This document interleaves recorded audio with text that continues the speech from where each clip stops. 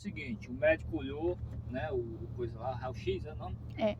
Aí não tem nenhuma perfuração, não tem nenhum vazamento de líquido, nada. E disse que se realmente tivesse furado meu intestino, qualquer parte que fosse, eu ia sentir muita dor. E eu não tô sentindo dor. Então, me liberou.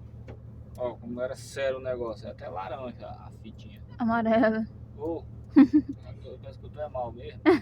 Eu tô brincando. Mas é amarela. Então, é isso. Foi só um susto e vambora. Carregar, acelerar pra São Luís.